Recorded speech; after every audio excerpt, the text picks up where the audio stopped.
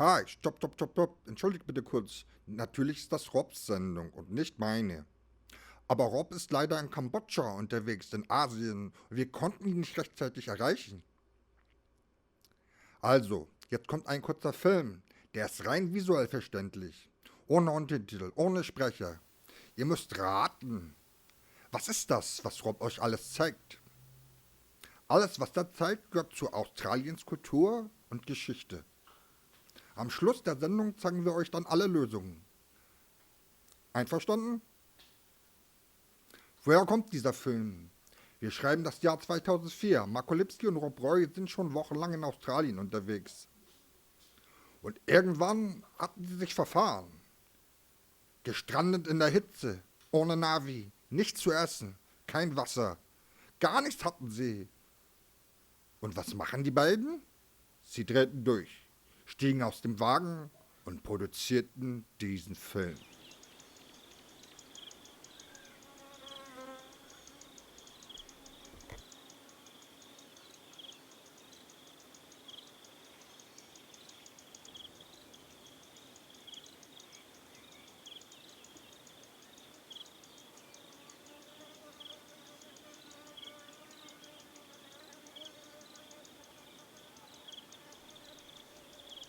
Outback.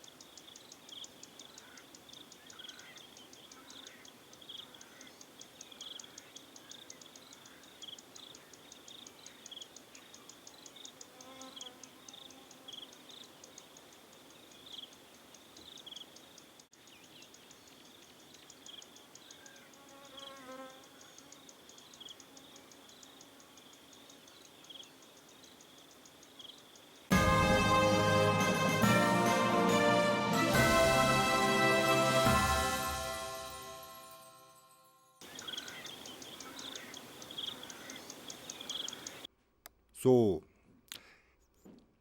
welches ist wohl Australiens beliebtestes Tier? Natürlich das Känguru. Das Känguru gehört zur Gattung Marsupial. Das sind Beuteltiere. Was ist das denn? Das sind normale Säugetiere, nur dass sie nach der Geburt in einem Beutel aufwachsen.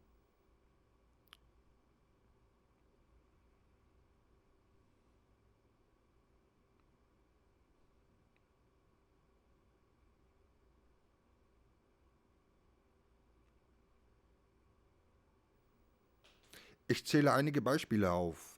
Känguru, Wallaby, Koala, Possum, Wombat und der tasmanische Teufel.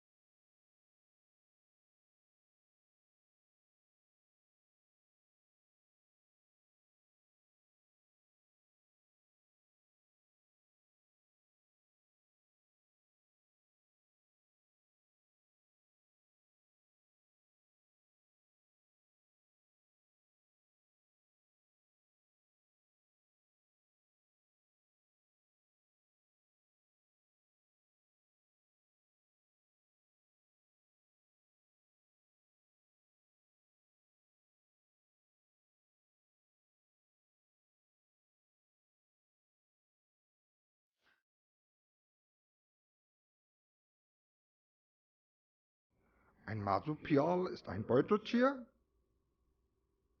Und was ist dann mit dem Marsupilami? Hm. Das Marsupilami ist eines der bekanntesten Comicfiguren der Welt. Die Bezeichnung Marsupilami ist aber absichtlich falsch, denn das Marsupilami legt Eier und ist kein Beuteltier.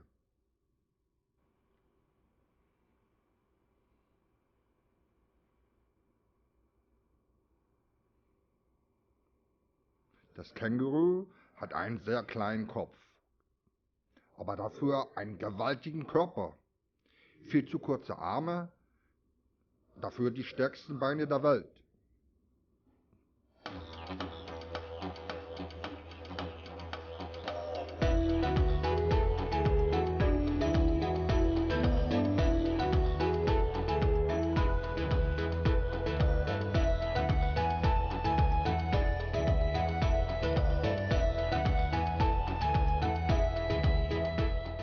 Diese helfen ihnen bei ihren gewaltigen Sprüngen. Sehr wichtig ist der lange, dicke Schwanz.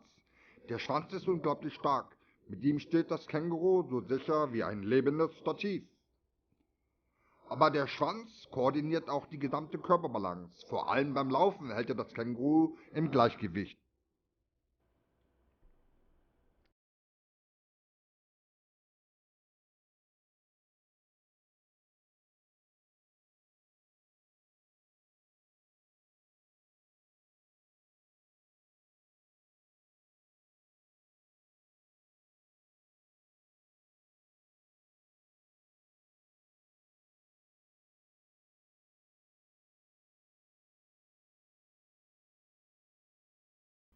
Nur die weiblichen Kängurus haben einen Beutel und darin der Babykänguru. Die Babys der Kängurus nennt man Joys.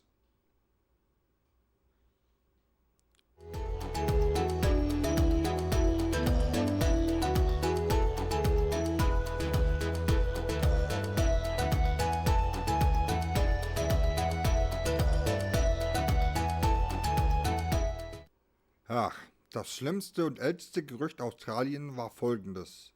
Woher hat das Känguru seinen Namen? Alles begann damit, als die englische Armee mit ihren Segelschiffen dort ankam und Australien zu ihrer Kolonie machten.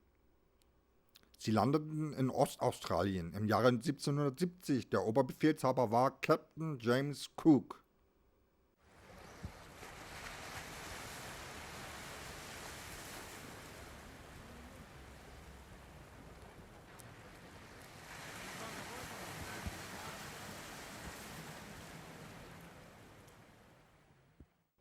Cook übernahm also dieses Land und sah sich um und entdeckte zu seinem Erstaunen diese hüpfenden Tiere. Der Legende nach fragte er nun einen Eingeborenen, What is that? Und dieser soll geantwortet haben, Känguru. Was Captain Cook dann glaubte, aha, ein Känguru. Dem Gerücht nach soll Cook aber ein falsch ausgesprochenes I don't understand you fälschlicherweise als Känguru verstanden haben. Und daran glaubte man 200 Jahre. Bah. Bis circa im Jahre 1970 ein Wissenschaftler beweisen konnte, dass dieses Gerücht Unsinn ist.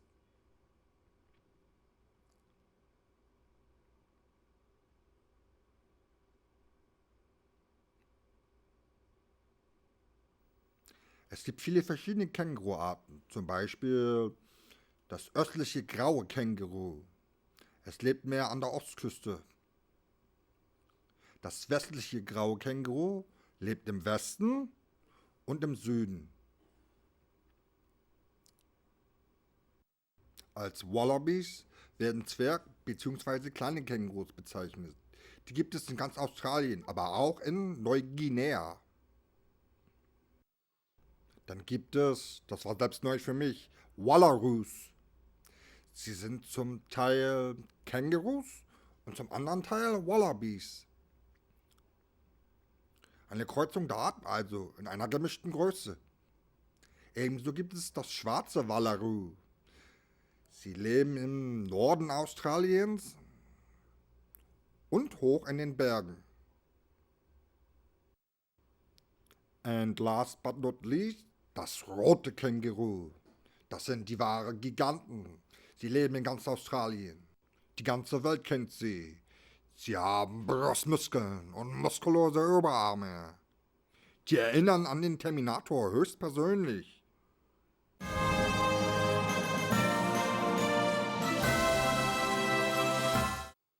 Die Männchen sind bis zu 2 Meter groß und wiegen etwa 90 Kilo. Es ist aber auch nicht selten, dass sie bis zu 150 Kilo wiegen. Die Beine des roten Kängurus sind am stärksten. Die Füße sind riesig. Bein- und Fußgelenke und Muskeln sind fast schon echtes Gummi und funktionieren wie ein Katapult bei jedem Sprung.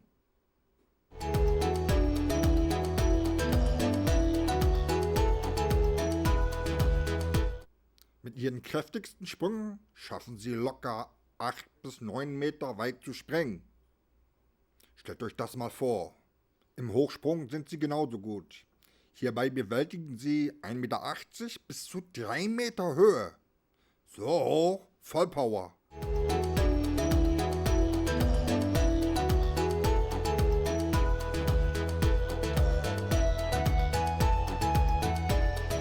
In der Trockenzeit halten Kängurus zusammen. Unter anderem auf der Suche nach Gras, ihrer Nahrung also und Trinkwasser, also einem Wasserloch.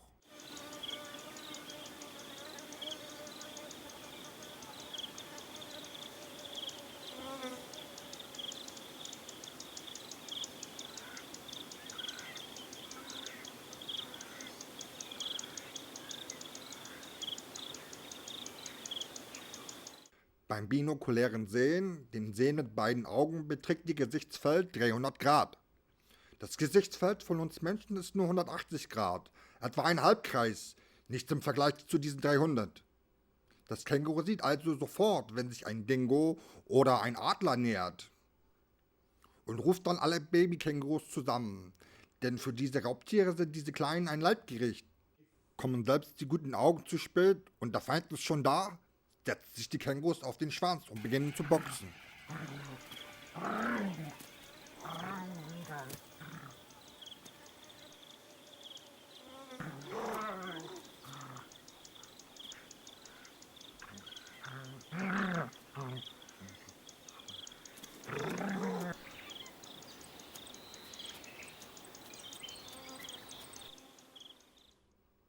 Kängurus können sogar schwimmen.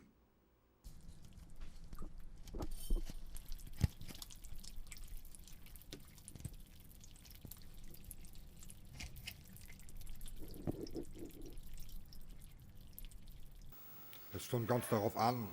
Werden sie angegriffen, flüchten sie schon mal ins Wasser. Oder ein Dingo greift an, kein Problem, der wird unter Wasser gedrückt.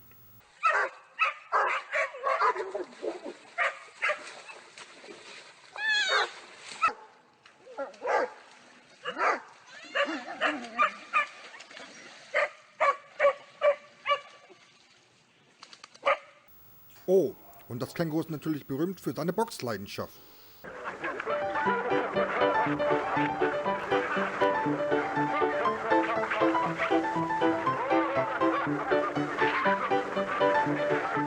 Das ist ganz unterschiedlich. Es gibt kurze Rangeleien, aber du kannst auch richtig lange mit ihnen boxen.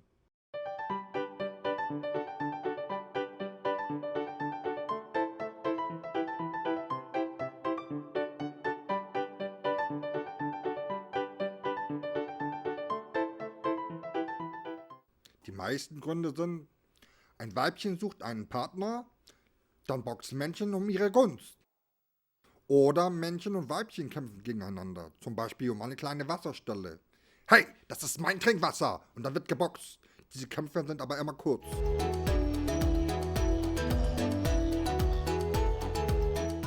Die langen und traditionellen Boxkämpfe aber finden nur unter Männchen statt. Sie fordern sich gegenseitig heraus. Diese Kämpfe sind lang. Futtert der eine Gras und links neben ihm erscheint ein zweiter, dann provozieren sie sich sofort gegenseitig, stellen sich aufrecht hin und dann geht's los.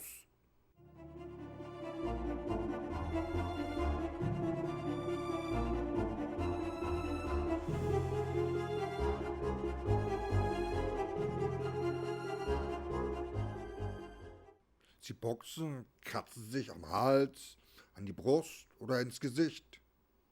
Oder sie schubsen sich. Ja, oder machen halt Känguru-Kickboxing.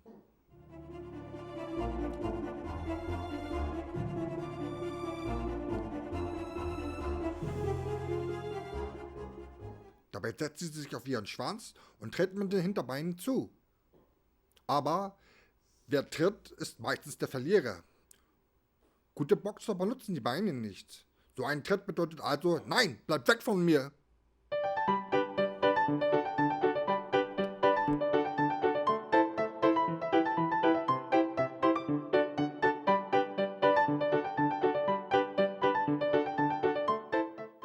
Das rote Känguruweibchen ist fast immer schwanger. Sie gebären Babys wie am Fließband. Immer und immer wieder, nonstop.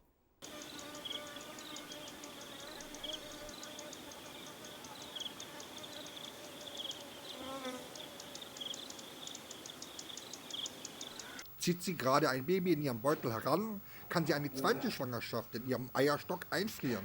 Ist das erste dann fähig, den Beutel zu verlassen, darf die zweite Schwangerschaft in den Beutel. Viele denken, Kängurus werden im Beutel geboren. Falsch. Es ist eine normale Außengeburt. Sie werden blind und nackt geboren. Mit kleinen Krallen und ohne Beine krabbeln sie die Mama hoch.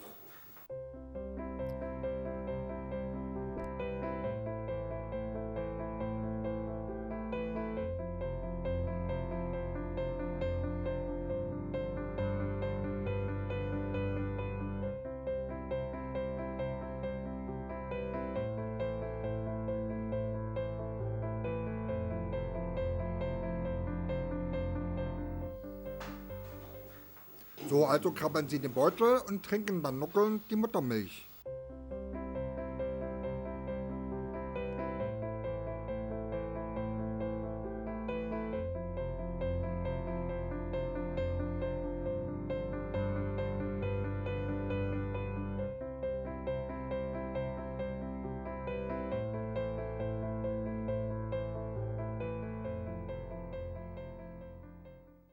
Ihr Krabbelweg nach der Geburt bis in den Beutel dauert etwa 3 bis 5 Minuten.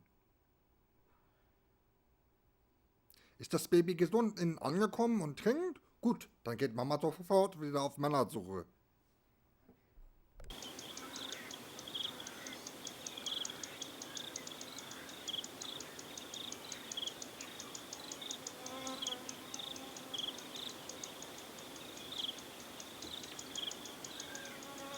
Das Baby wächst dort circa 6 Monate heran, bis es zum ersten Mal aus dem Beutel schaut. Es springt nicht sofort raus, nein, es begutachtet erstmal diese neue Welt. Erst wenn es alles Gesehene akzeptiert hat, springt es zum Essen raus. Kehrt aber immer wieder in Mamas Beutel zurück. Ist es schließlich etwa 8 Monate alt, wird es selbstständig. Und dann krabbelt auch schon die nächste Geburt in den Beutel. Und alles beginnt von vorne.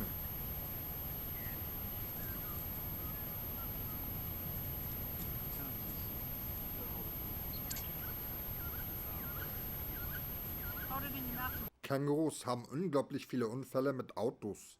In der Dämmerung hören sie die Motoren, neugierig davon angezogen, laufen sie auf die Straße und mit großen Augen schauen sie in die Scheinwerfer und es passiert. Ein Känguru ist sehr schnell. Sie rennen bis zu 50 Stundenkilometer. Zu schnell für die Bremsreaktionen jedes Autofahrers. Kleine Autos werden dabei komplett zerstört. Bei großen Wagen ist die Front und der Motor dahin.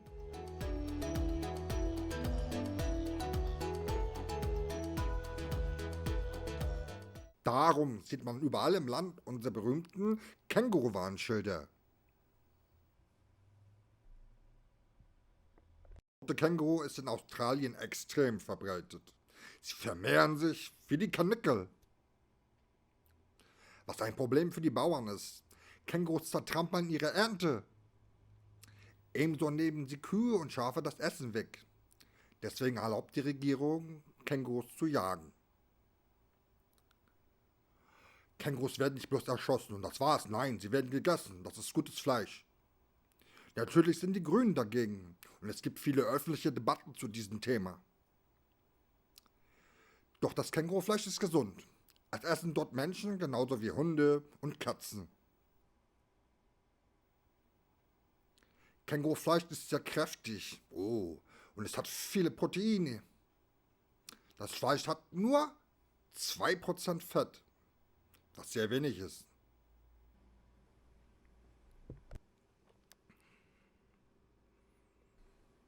Heute kannst du das Känguru auf allen möglichen Symbolen und Logos sehen. Zum Beispiel das von der australischen Regierung.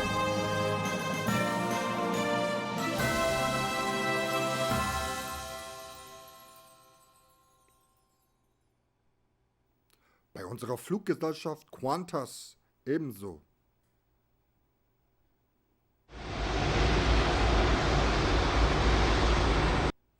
Seit dem Gewinn des Amerika Cups 1983 im Segeln ist unsere Sportflagge ein boxendes Känguru.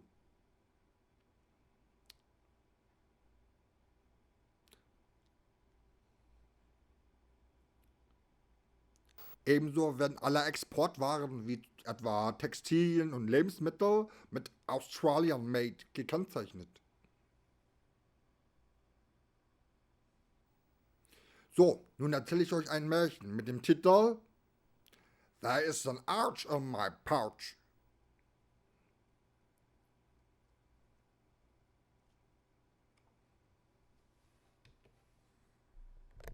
Ich erkläre euch jetzt Details aus dem Buch. Einige wissen, worum es geht, einige eben nicht. Im Buch befinden sich englische Reime, einige schwer verständlich. Ich erkläre es euch, okay? Zuerst mal das Wallaby. Es sieht genauso aus wie ein großes Känguru, ist aber winzig, fast zwergenklein. Känguru. Jetzt lest ihr gleich im Buch den Namen Wallaby. Im ganzen Buch findet man Wörter, die plötzlich mit AB enden. Das hat es damit auf sich. Hier ein Beispiel. Nehmen wir mal wie hier den Namen William. William wird im Buch zu Wallaby. Das erschafft einen niedlichen Rhythmus der Reime. Es gibt viele andere, ihr werdet schon sehen. Dann ist da ein Wombat.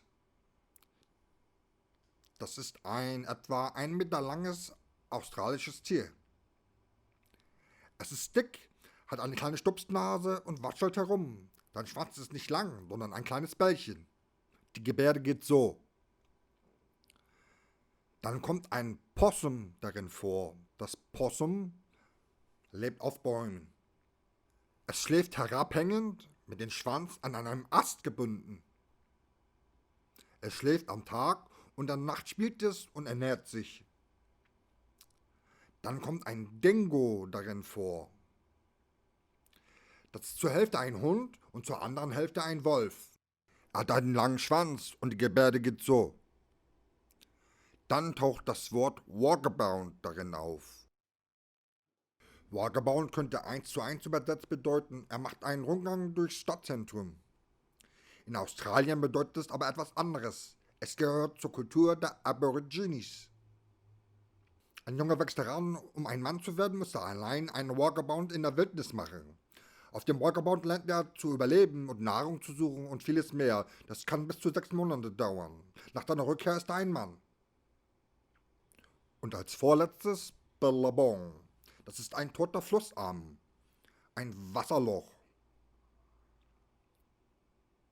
Wir haben eine lange Regenzeit im Land, wo unsere Flüsse überfluten und viele Flussarme verbreiten. Dann kommt die heiße Trockenzeit und die Arme verschwinden langsam. Was bleibt, sind diese toten Wasserlöcher. Das nennt man Billabong. Im Buch heißt es Blue Billabong, also blaues Wasserloch.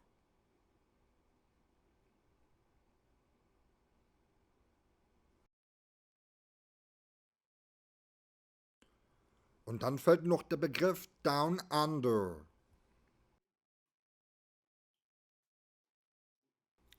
Alle Kontinente befinden sich beim Äquator, nur Australien ist Down Under. Die Europäer oder Amerikaner schauen auf uns herab und nennen Australien deshalb Down Under. Gut, jetzt beginne ich euch die Geschichte zu erzählen. Have fun!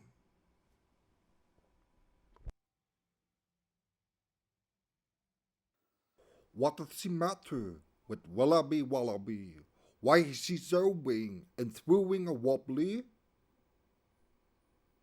Wallaby Wallaby is not there he wants to be.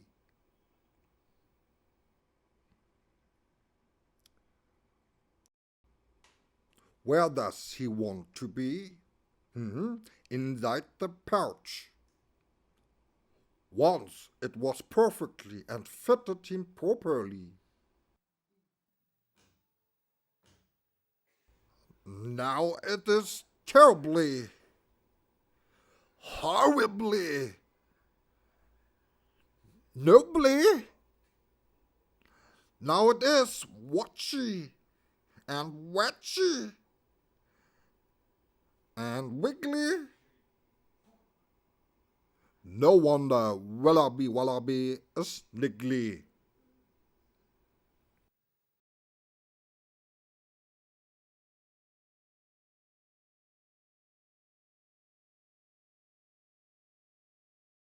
Ma says to Wallaby, don't be so syllaby. Wallaby, will you get back in your pouch? Let's have a talk about why you went walkabout. Wallaby shouts, it's because of the ouch. Off bounces Wallaby, bibbly bobbly boing boing boing to the blue billabong.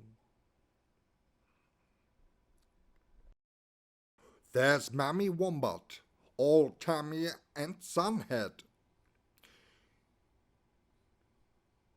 She says to him, Wallaby, tell me what is wrong. Wallaby shouts, there is an ouch in my pouch. It's making me grumpy. It's making me grouch. Achoo! Achoo! I'm catching a chillaby. Please give a pouch to a poor little wallaby.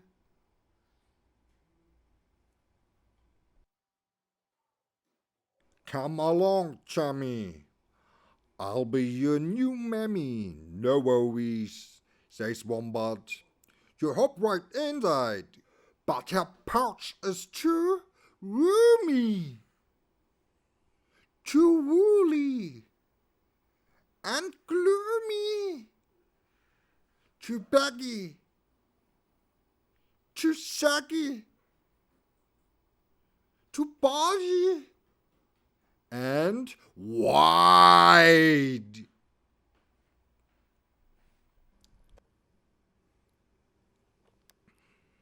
Off bounces Wallaby, bibbly bobbly boing boing boing to the blue billabong.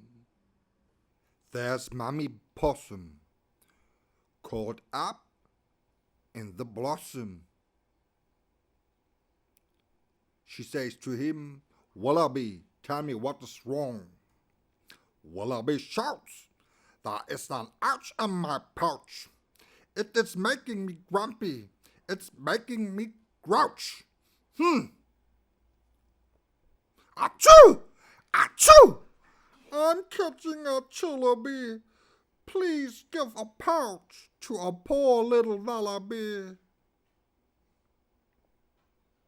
My pouch is ripper to housing a nipper, says Possum. Climb in, and I'll soon have you chipper. But the pouch is too loud. It's noisy down under. Her tummy is rumbling louder than thunder.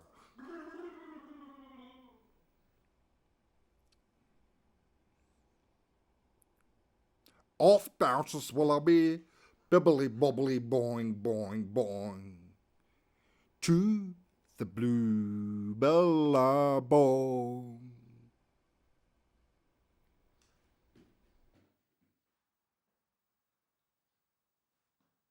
That's Mommy Dingo, just doing her thing, oh.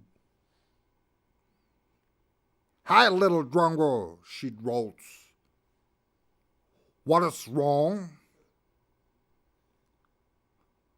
And Wallaby shouts, there is an ouch in my pouch. It is making me grumpy.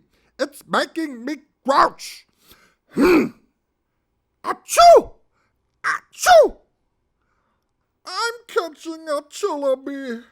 Please give a pouch to a poor little wallaby.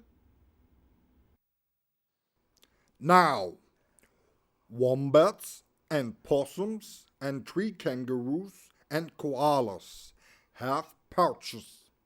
But here is the bad news.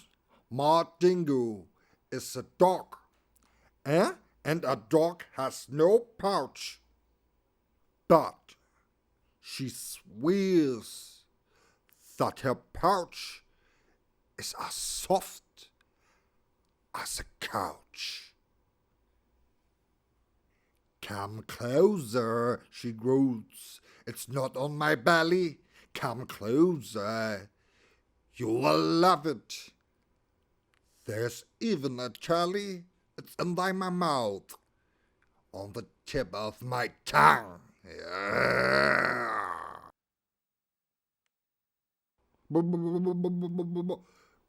Run for your life, little wallaby! Run! Off bounces Wallaby, bibbly bobbly boing boing boing.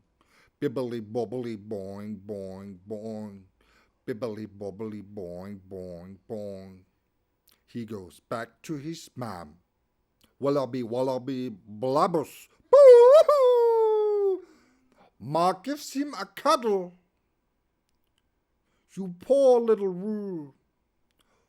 Why did you ever jump out of the pouch? I was kicked out, he say, by a terrible ouch.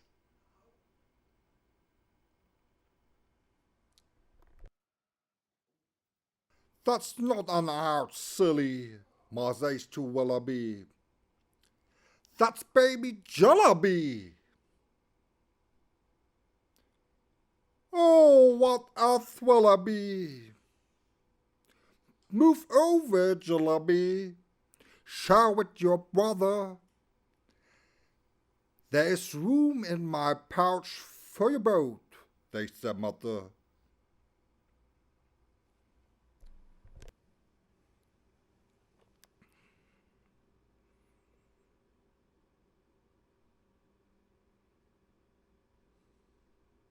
Wallaby almost jump in. Then he stops. He liked being free to do bounces, and hops. I don't need a pouch, he say. Give it to sis. It's for wallaby babies. I have grown out of this. I'm a big boy, I am brave and I'm strong.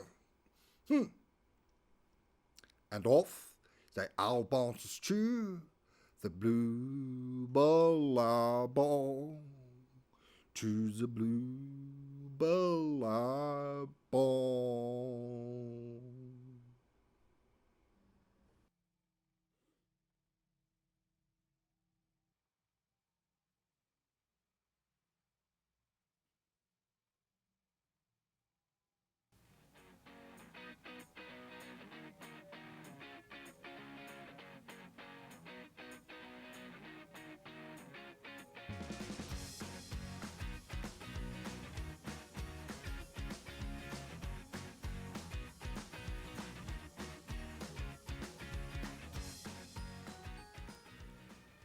Zum Schluss nun die Lösungen von Arnbeck. Habt ihr das gewusst? Los geht's!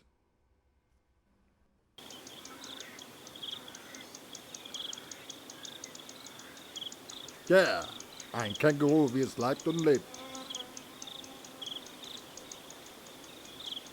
Ein kletternder Koala, genau, und schläfrig wie eh und je.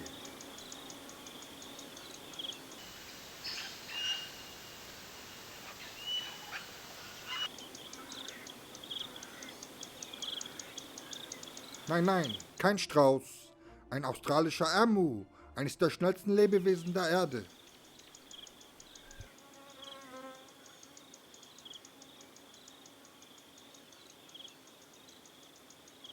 Körperhaltung der Aborigines.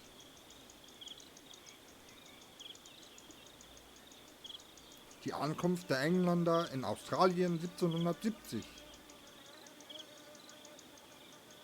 England benutzte ab 1770 Australien als Strafkolonie für englische Schwerstverbrecher. Hier ein Denkmal für diese Zeit.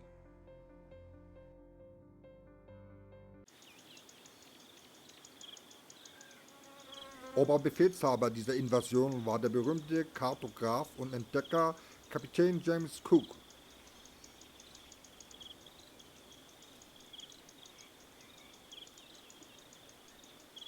Er landete 1770 in Botany Bay.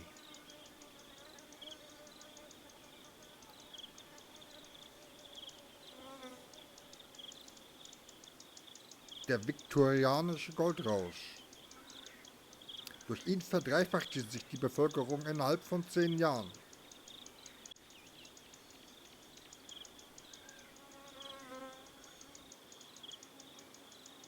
Der berühmteste Outlaw Australiens war Ned Kelly.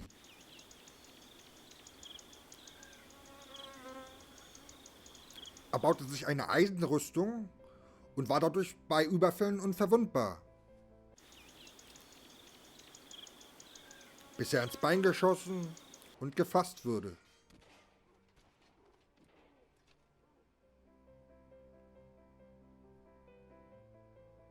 Der Bau der Hafenbrücke von Sydney.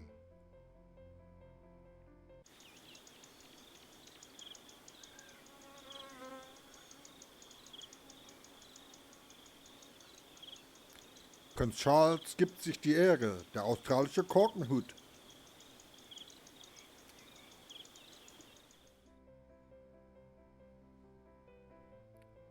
Gebaut wurde Sydneys Brücke innerhalb 8 Jahren. Ein Meisterwerk der architektonischen Kalkulation. Der Beweis: 1932 trafen beide Brückenseiten, die Nord- und die Südseite, exakt aufeinander.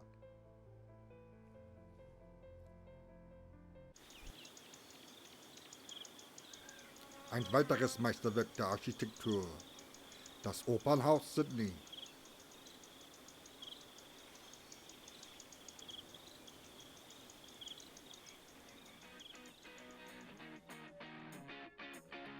Die Küche der Australier wird selten benutzt. Australier grillen das ganze Jahr über.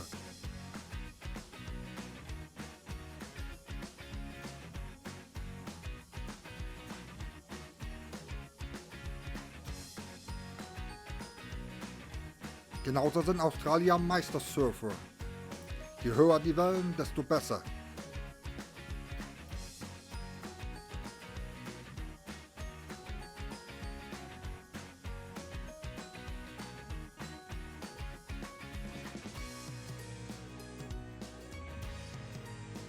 Das ödeste, trockenste und heißeste Land Australiens ist das Zentrum des Kontinents, das Outback.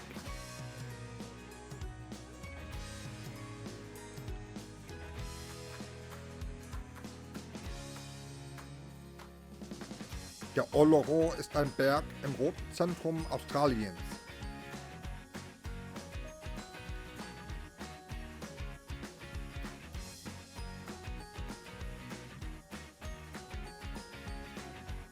Und das Logo der Qantas Airlines.